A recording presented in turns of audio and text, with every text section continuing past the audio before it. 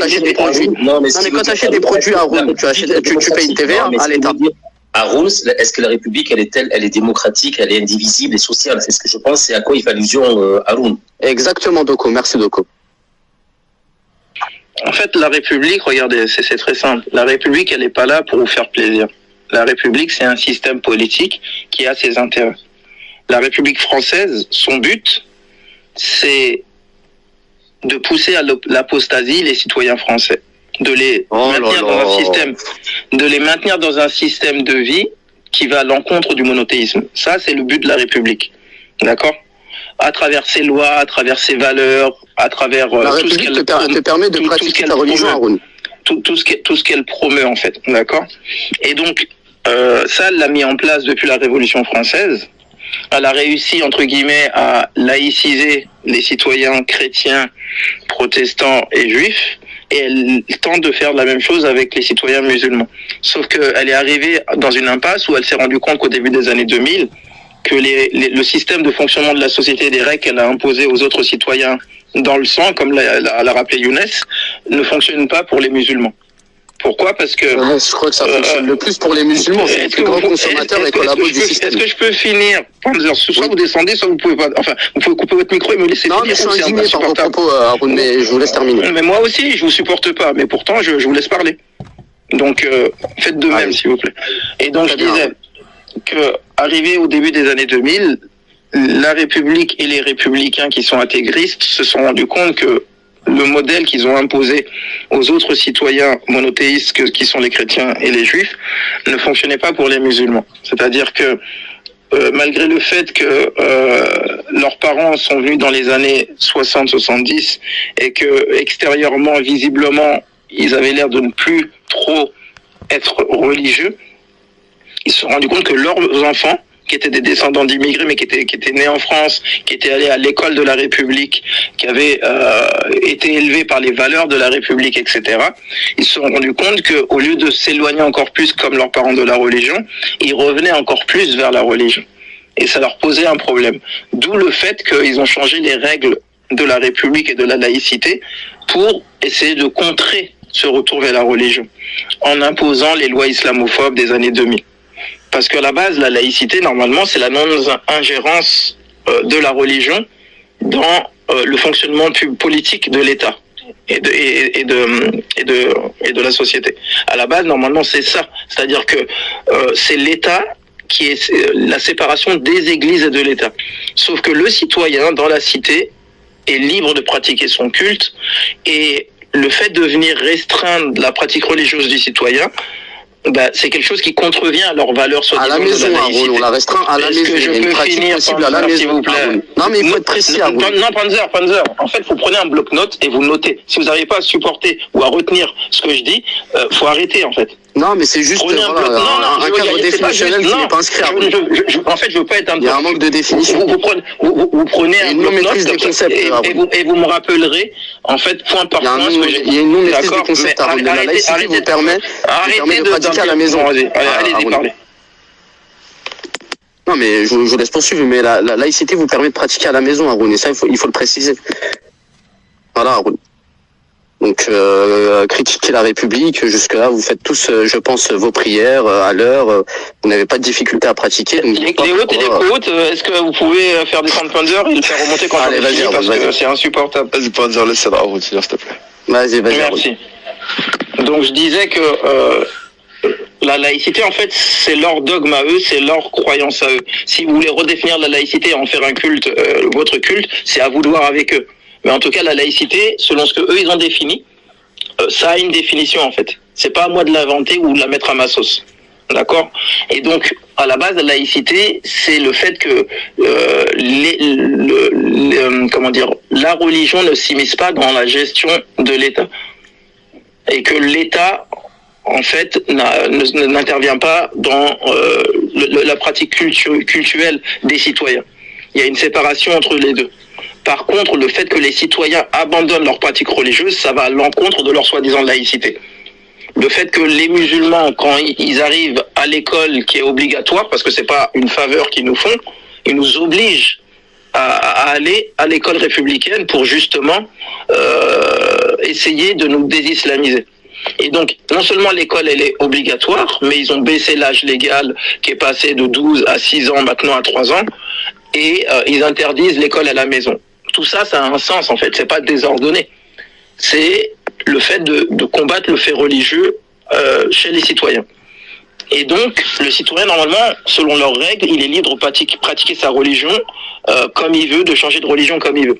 Sauf que depuis les années 2000, ils ont modifié cette laïcité indirectement en interdisant aux musulmans d'être musulmans quand ils vont à l'école, en abandonnant une partie de leur pratique religieuse quand ils vont à l'école. Sauf que ça n'était pas défini dans la laïcité à la base. Dans la laïcité, il n'est pas indiqué que la pratique religieuse, c'est uniquement dans la sphère privée et que dans la sphère publique, on abandonne sa pratique religieuse.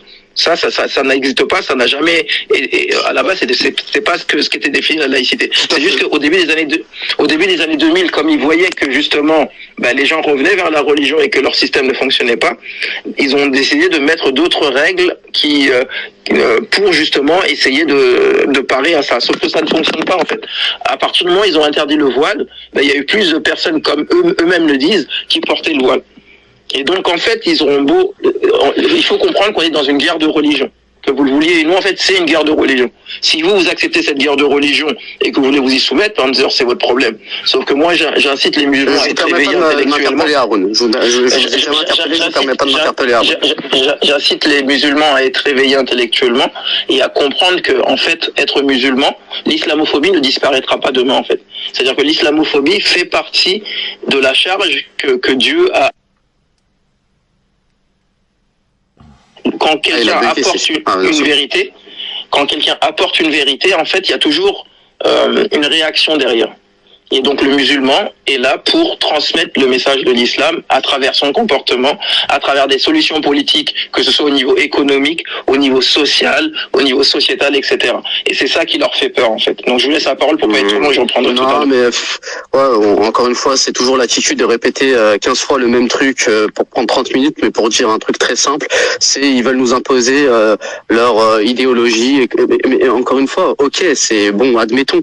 Mais vous aussi, en tout cas, si vous vous dites musulman et en tout cas respectueux de l'esprit de l'islam, vous souhaitez également imposer le système islamique aux non-musulmans.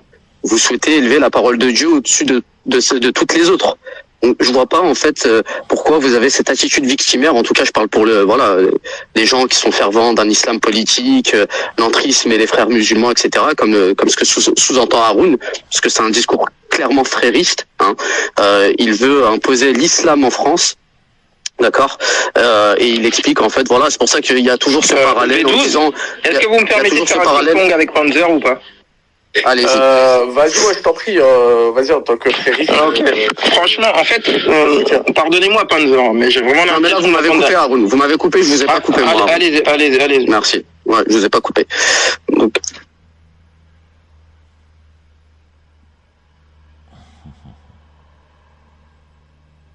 V12, si tu me le permets, je voulais juste poser une question à Panzer. Au-delà du caractère religieux, Panzer, est-ce que tu ne crois pas que les concepts de la République ont été dévoyés, liberté, fraternité et tout ce que cela implique? Est-ce que tu ne crois pas que ça a été dévoyé à des fins bien évidemment politiques et personnelles? Oui, je pense que suite aux événements que la France, les quelques tribulations que la France a traversées, et les peines qu'on a tous endurées ensemble en tant que Français, je pense que la France malheureusement a dû activer quelques leviers pour assurer la sécurité des Français en amputant nos libertés individuelles à travers de la surveillance, etc. Mais c'est normal. Moi, je pense qu'il faut que la France puisse surveiller encore une fois les Français et surtout les Français, maghrébins et autres, parce que malheureusement, Doko, certains peuvent s'avérer dangereux.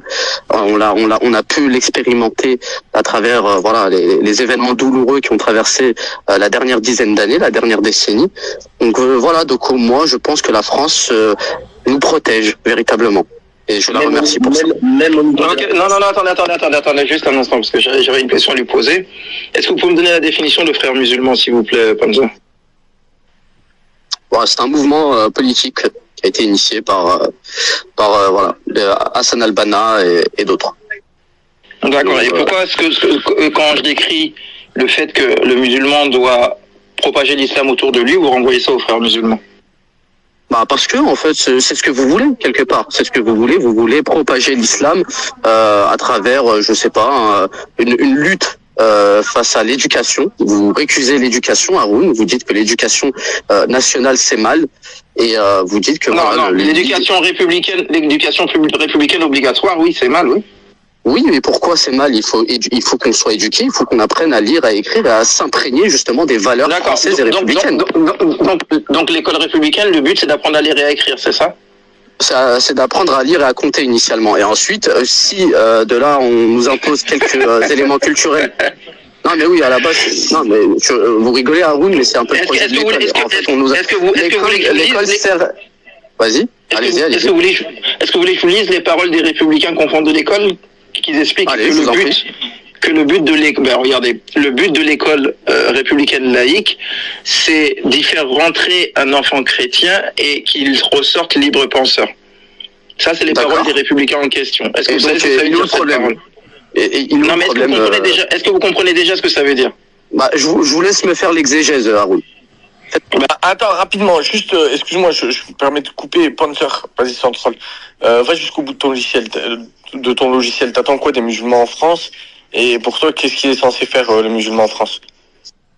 Bah pour moi, le musulman en France, il est censé s'assimiler. Il est censé intégrer pleinement l'éducation républicaine. Il est censé s'en imprégner, en adopter les valeurs et possiblement aider son pays en travaillant. Et ne plus devenir musulman, c'est ça? Non, il peut rester musulman. Non, il peut rester. Mais la France, est-ce que la France te dit d'apostasier V12? Est-ce que la France t'impose d'apostasier V12? D'un point de vue islamique, si tu adhères à certaines valeurs, notamment le blasphème, les LGBT, le transhumanisme, c'est une forme d'apostasie. Non, c'est vrai. On te dit pas d'aller jusque-là. On parle des valeurs fondamentales et principielles de la République, liberté, fraternité, égalité. Tu disais, tu faisais référence à l'éducation nationale, c'est un sujet qui me tient à cœur, vraiment. Mais est-ce que tu as en fait, si j'ai bien compris, en fait, attendez, si j'ai bien compris, avec Panzer et Haroun, j'ai l'impression qu'on a deux ailes du frérisme qui se confrontent. J'ai bien l'impression. Donc là, l'assimilation est-ce que tu as vu le classement PISA, Panzer, parce que toi tu es peut-être un fervent défenseur de l'éducation nationale, à ce titre. Est-ce que tu as vu le classement PISA en France? Non, je l'ai pas. Le récent, je l'ai pas vu. Alors à ce moment-là, je t'invite à le regarder et tu m'en diras des nouvelles, s'il te plaît. C'est pour ça que peut-être. D'accord, on en discutera. Donc, ouais, vas-y, V12. Troller, frère. Non, je troll pas. Mais si, tu trolles, arrête. N'importe quoi, V12. Non, mais je dis juste qu'à un moment donné, il faut savoir remercier la République. Moi, je pense que quand vous payez vos produits... On la remercie en payant des impôts. Bah oui, tu payes des impôts, tu payes des TVA, tu payes de la TVA quand tu achètes des produits. Encore une fois, l'État français vous permet d'avoir comment dirais-je, de vivre en sécurité. Ça, il faut le reconnaître. Si demain il vous arrive malheur, vous allez où? Vous allez aller à l'hôpital, hein? Vous allez aller, je sais pas, si vous faites agresser, hein? Vous allez porter plainte. Ça social, Panzer. Voilà, c'est ça. Non mais tu as raison, c'est parfait. C'est exactement ça, V12. Social. Dans le mille, exactement. C'est un compte. Je paye, j'ai des services. Non mais quelque part. Voilà. Et je dois en bénéficier. Non mais voilà, je veux dire. Non mais voilà, je veux dire, il y a des gens ici. Encore une fois, je pense qu'Haroun en fait partie. Voilà, en gros, il va t'expliquer que la République, c'est le tagout. Mais derrière, s'il y a moyen de porter plainte quand il se fait agresser, et il aura raison de traduire en justice son assaillant. Et moi, je lui en veux pas. Mais je veux qu'il reconnaisse qu'il concourt, qu'il collabore avec l'État français. On collabore. Haroun, est-ce que tu es pour le tagout ou pas? Je sais pas ce que c'est, ça. C'est le tagout. C'est ce que tu appelles le culte républicain, Haroun, qui t'offre un espace d'échange et voilà. En fait, faut apprendre à vous exprimer, on comprend rien à ce que vous dites. Non, juste pour finir. Tu es pour le tagout. Il parle des tawagites. Je comprends rien, faut parler français, faire une phrase, sujet, verbe, complément. C'est pas un mot français, tagout. Techniquement, c'est tagout, c'est comme ça qu'on dit chez vous. Tagout ou tagout. Bon, je comprends rien. Bon, c'est pas grave. Alors, juste, Donc, en fait, le fait de dire que le musulman doit être musulman, c'est-à-dire qu'il doit apprendre sa religion et propager les valeurs de l'islam autour de lui pour trouver des solutions aux problèmes des gens dans la cité, si ça, c'est une idéologie des frères musulmans, donc le prophète, alayhi salam, était frère musulman. C'est bien ça. Pardon, tu peux répéter, j'ai reçu un appel. Je répète. Il disait que si le fait que le musulman, où qu'il soit un citoyen français, américain, asiatique ou autre, il propage les valeurs de l'islam autour de lui en apportant des solutions concrètes aux problèmes des gens, que ce soit des solutions économiques, sociales, idéologiques, culturelles, etc. Le fait de faire ça, c'est être un frère musulman. Ou en tout cas avoir l'idéologie des frères, c'est mener un djihad offensif, Haroun. C'est ça. D'accord. Et donc, excusez-moi s'il vous plaît. Attendez juste un instant, s'il vous plaît. Non, monsieur Haroun et monsieur Panzer, j'aimerais qu'on fasse. Oui, monsieur Albert. On arrête là. Là, on a affaire à une taquilla au carré, voire au cube. Donc, on a ici, en vérité, une double frérisme intrusif, dont l'un s'empare des concepts républicains pour faire semblant de combattre son homologue qui se drape dans le croissant offensif ottoman. Et en vérité, nous avons affaire ici à une triple taquilla qui nous fait croire que l'ennemi est l'ottoman qui s'assume, alors qu'en vérité, son opposant qui se drape dans le drapeau tricolore que nous défendons, en vérité, est en train de nous arnaquer. Parce qu'au final, il va faire semblant de l'évacuer de l'espace public pour mieux nous infiltrer. Alors, j'aimerais bien que Panzer se révèle ce pote. Panzer, t'es chiite ou pas? Mais attends, Albert, t'as oublié le frère rapport avec le schisme. Panzer, t'es chiite ou pas? J'ai pas compris, là. C'est-à-dire que, en fait, c'est quoi? C'est que la personne, elle est musulmane et elle fait semblant de pas l'être, ou c'est quoi l'histoire? En fait, t'avais qu'à faire, Panzer. Ouais, c'est ça. En fait, il m'a excommunié. En fait, il m'a excommunié comme ça, logiquement. Ça lui a pas paru. C'est logique, voilà. Juste parce que je dis qu'il faut travailler à l'école et qu'il faut travailler et gagner son pain de dignement. Non. Là, il m'a excommunié. Si tu m'as excommunié, Haroun. Non. Tu m'as excommunié. Oui, excommunié. Oui, ça oui. Mais sauf que vous dites pas qu'il faut travailler à l'école. C'est malheureux de faire ça. C'est parce que vous dites. Vous dites qu'il faut prendre la République. Vous dites qu'il faut prendre la République comme une divinité. C'est pas pareil. Non, j'ai jamais dit ça. J'ai jamais dit ça. N'importe quoi. C'est exactement ce que vous dites. Et les gens sont très bien entendu. Non, le adab, Haroun, là, c'est pas bon adab. Si vous êtes musulman, le musulman, en fait, il ment pas même en faisant des choses comme ça. Ça, c'est réprouvé par la religion. Ça n'a aucun intérêt, en fait. Ça n'a aucun intérêt, ni éducatif, ni culturel. Je sais pas si c'est les chiites, mais en tout cas, c'est pas un musulman qui fait ça. Non, mais le adab, les musulmans n'excommunient pas les autres comme ça, juste parce que pour m'excommunier à Haroun, vous auriez dû vérifier si j'étais mukallaf et vous auriez dû me poser plus de questions pour vérifier si, bien entendu, je considère la République comme une divinité. Et vous n'avez pas respecté ces conditions, Haroun. Vous êtes un takfiri, voilà. Et donc, vous assurez mon propos. En tout cas, vous le validez quand je dis que vous... Les gars, tranquille, on va pas commencer à lancer ça comme ça, là. Tranquille, les gars. Oh, c'est quoi ça? Bref, on va adoucir tout ça, on va laisser le frère Corto, il va ramener peut-être un peu de fraîcheur. Salam alaikum, Corto, on t'écoute. Corto? Oui, bon. À ma connaissance, Corto, il n'est pas musulman, c'est un islamophobe. Hein. Bonsoir. Bah, je reprendrai la parole dans un instant parce que je finis un blitz aux échecs, donc c'est pas facile. Ok, d'accord, allez, vas-y, finis ton truc aux échecs. Bref, Younes, on t'écoute, frérot. Ouais, non, moi je voulais juste répondre à l'échange que j'avais eu. Alors je sais plus qui c'est qui parle. Panzer, c'est ça? Enfin bref, par rapport à... Ah, mais il est plus là. Bah, s'il est plus là, il n'y a plus nécessité alors d'intervenir dans ce cas-là. Je voulais juste en fait moi souligner que ce qu'il appelle la forme d'allégeance à l'idéologie républicaine pour forcément se comporter bien en France, c'est pas une nécessité. On va pas demander à un monarchiste français de revendiquer ou de respecter l'idéologie